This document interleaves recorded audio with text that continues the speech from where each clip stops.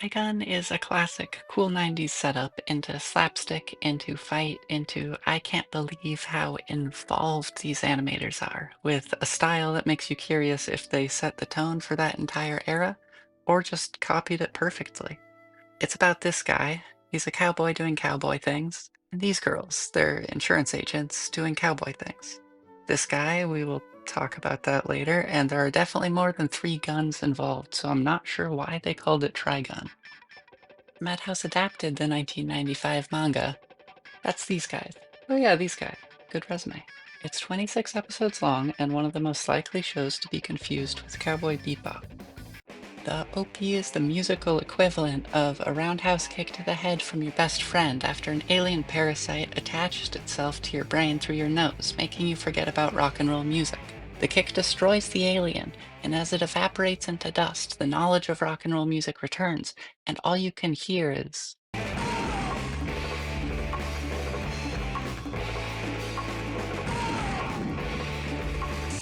Visually, it's decent and loyal to the animation in the show itself, doing what an OP is supposed to be doing by giving you reasonable expectations of the quality of drawings you will be putting into your eyeballs for the next 20 minutes.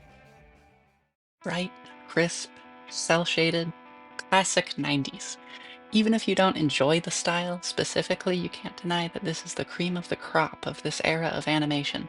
Just one frame could make an iPad baby feel nostalgic and bitter, pining for the good times long past.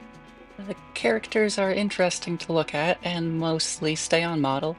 The background environments and establishing shots are barely one frame, but still look nice. The cost-cutting techniques are like that weird laugh from your blind date, sometimes distracting, but you can convince yourself it's actually a charming quirk if you stick around for a second one. It's got some of those rough 90s edges, but compared to most animes of the time, it holds its ground as being ahead of the pack, especially when they bring out the big guns for the fight scenes. It's not a metaphor, I mean the actual big gun fight. Animations during the fight scenes are quality, with the first scene setting the tone of the series. CD bar, ambiguous, Western time period? Ah, a Western, you think? I know what happens in Westerns. I'm comfortable here in this setting. Suddenly, the building gets the ghost ship treatment, and this guy was not told that aura farming wouldn't be a term for another 26 years because he wastes no time claiming that plot of land, picking up a hoe, and getting ready for the harvest. Gunfights can be boring if written poorly. These are not boring gunfights. There's dynamicism in each character's style, there's lots of nice movement, and the space of each environment gets used effectively. There's some slippery, superhuman silliness sneaking in sometimes, specifically not a fan of that in what's supposed to be a more realistic setting. But it's used as a gag only. Characters can't actually teleport. That's ridiculous. Stop being stupid. A lot of thought put into the mechanical designs of the firearms as well, although they aren't always realistic, or even somewhat plausible, but there's a lot to like here visually. Each character has their own signature gun, it's a cowboy show after all, and the designs of the guns are simply delightful. Each one is not only used as a great visual gag, which does not get tiring to see, but it's also a masterclass in character design. I wake up at 4 a.m. thinking about this one sometimes. He's a priest, so he has a cross gun. Does that make sense to you? 'Cause it makes a lot of sense to me. Or her. Cosplay this character and get through security to let the intrusive thoughts win. This guy, this guy, this guy too, but that's getting into spoiler territory. Okay, put that thing away right now. Just relax.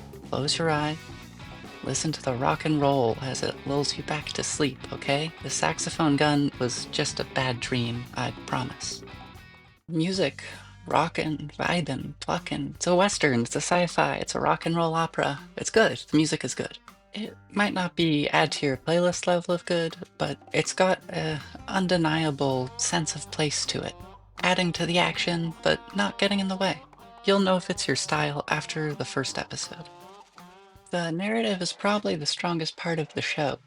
Each character is memorable, the pacing is nice, and makes the 26 episode run feel much shorter than it really is. Character motivations make sense, and the plot, while a little bit confusing, with some time jump flashback shenanigans, does a good service to the overall message and tone. It's not a complicated plot. This isn't a psychological, twisty thriller, but it never gets too dumb either, giving you a nice consistent drip feed of overarching story and background information while still leaving you with enough questions to keep you involved.